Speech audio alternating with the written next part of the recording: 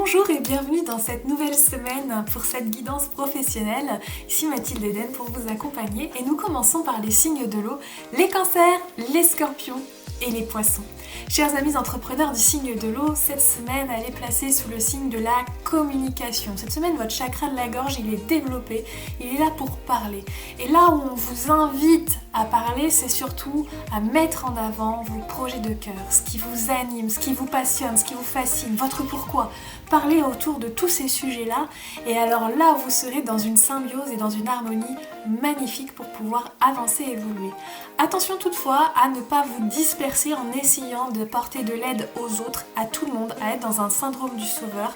Soyez vigilants que l'aide que vous apportez aux autres est bien en accord avec qui vous êtes et non au détriment de qui vous êtes et ce dont vous avez besoin, parce que du coup vous risqueriez de vous épuiser dans des relations qui ne sont pas saines pour vous.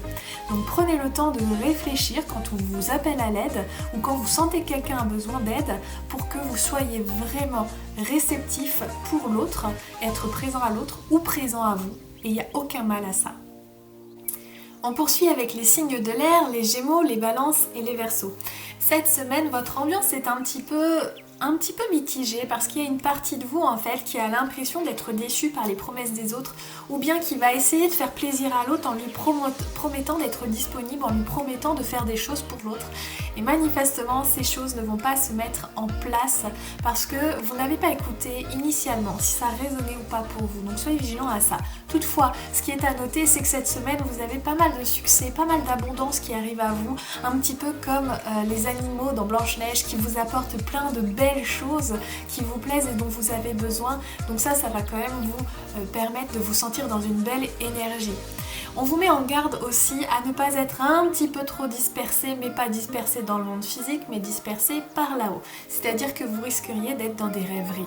Vous risqueriez de penser à de nouveaux projets, à de nouvelles choses et ne pas mettre en place de choses ici et maintenant. Donc attention à votre ancrage, revenez bien là où vous devez être pour être présente à vos projets et à ce succès et cette abondance qui est la vôtre cette semaine.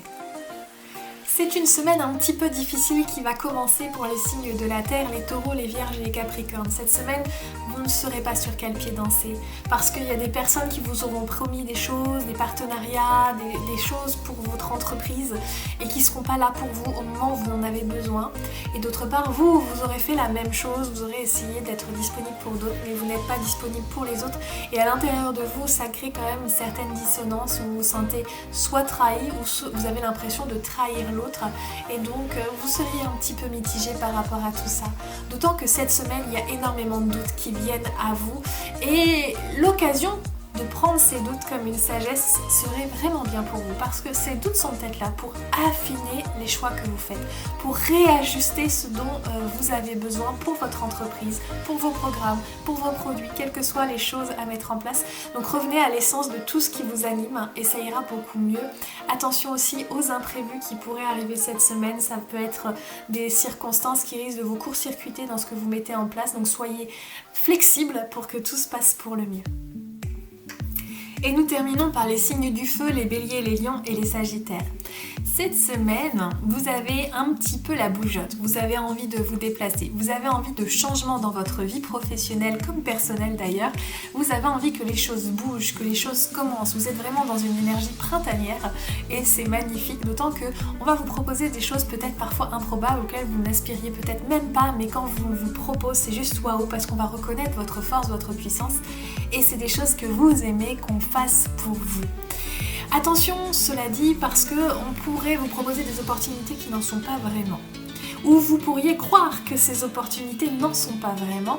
Et donc, votre sagesse dans tout ça, ça va être vraiment de vous recentrer, de vous apaiser au niveau des émotions et d'aller voir si oui ou non, ça répond à ce que vous avez envie de vivre. Si oui ou non, ça répond à votre pourquoi. Si oui ou non, vous êtes prêt à vivre ce qu'on est en train de vous proposer parce que c'est vraiment important que vous vous ajustiez malgré ce désir de bougeotte qui va vraiment vous donner l'envie de passer à l'action de manière parfois déraisonnable. Je vous souhaite à tous et à toutes une très belle semaine dans vos entreprises avec beaucoup de succès et je vous dis à bientôt.